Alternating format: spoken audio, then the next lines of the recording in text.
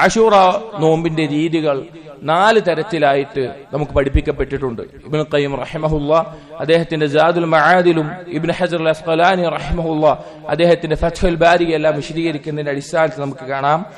ഒരു തരം ഒന്നാമത്തെ രീതി മുഹറം 9-നും 10-നും 11-നും 3 ദിവസവും നോമ്പ് നോൽക്കുക എന്നുള്ളത്. കാരണം ഇബ്നു അബ്ബാസ് റളിയല്ലാഹു അൻഹു മർഫൂആയി ഉദ്ധരിക്കപ്പെടുന്ന ഒരു റിവായത്തിൽ ചില പണ്ഡിതന്മാർ ളഅഫ് ഉദ്ധരിച്ചിട്ടുണ്ടെങ്കിലും ഹസനാണെന്ന് ധാരാളം പണ്ഡിതന്മാർ പരാമർശിച്ചിട്ടുള്ള ഒരു ഹദീസിൽ കാണാം, സൂമു യൗമ ആശൂറ വഖാലിഫുൽ യഹൂദ വസൂമു ഖബ്ലഹു യൗമൻ വബഅദഹു യൗമൻ. ആശൂറ ദിവസം നിങ്ങൾ നോമ്പ് നോൽക്കുക, ജൂതന്മാരോട് നിങ്ങൾ എതിരാവുക. ജൂതന്മാർ ആശൂറ മാത്രം മുഹറം 10 മാത്രമാണ് നോമ്പ് നോറ്റിരുന്നത്. അതുകൊണ്ട് അതിന് തൊട്ടു മുൻപുള്ള ദിവസവും അതിന് ശേഷമുള്ള ദിവസവും നോമ്പ് നോൽക്കുക എന്ന റിവായത്തിൽ വന്നിട്ടുണ്ട്.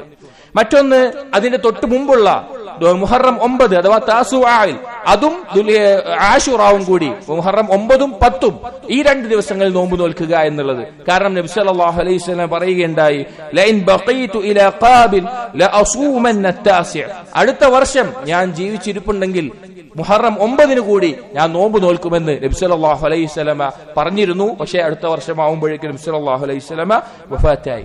മൂന്നാമത്തെ രീതി മുഹറം 10-ഉം അതുപോലെ 11-ഉം ഒരുമിച്ച് നോമ്പ് നോൽക്കുക എന്നുള്ളത്. 9 നോറ്റിട്ടില്ലെങ്കിൽ 10-ഉം 11-ഉം നോൽക്കുക എന്നുള്ളത്. കാരണം യഹൂദന്മാരോട് എതിരാകാൻ വേണ്ടി.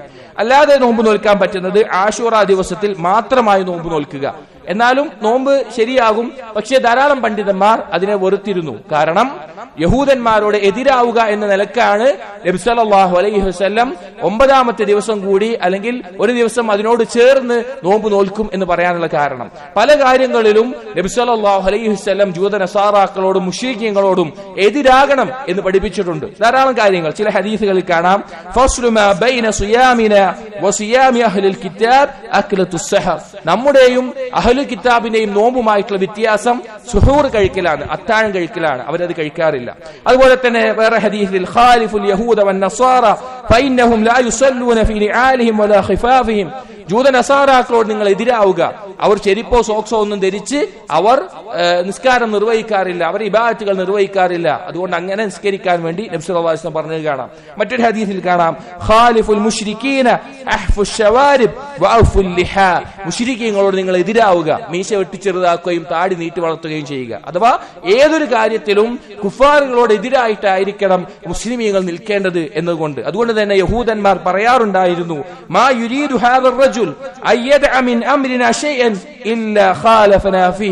നബി സല്ലല്ലാഹു അലൈഹി വസല്ലം പറ്റി പറയാൻ, നബി സല്ലല്ലാഹു അലൈഹി വസല്ലം നമ്മുടെ കാര്യങ്ങളെല്ലാം ഒഴിവാക്കുന്നു, അതില്ലെങ്കിൽ എന്തെങ്കിലും ഒരുപോലെ വരുന്നുണ്ടെങ്കിൽ അതിലെന്തെങ്കിലും വ്യത്യസ്തമായിട്ടാണ് ചെയ്യുന്നതുള്ളൂ എന്ന്. അതിന്റെ അടിസ്ഥാനത്തിൽ 10 മാത്രം നോക്കൽ ജായിസാണ്.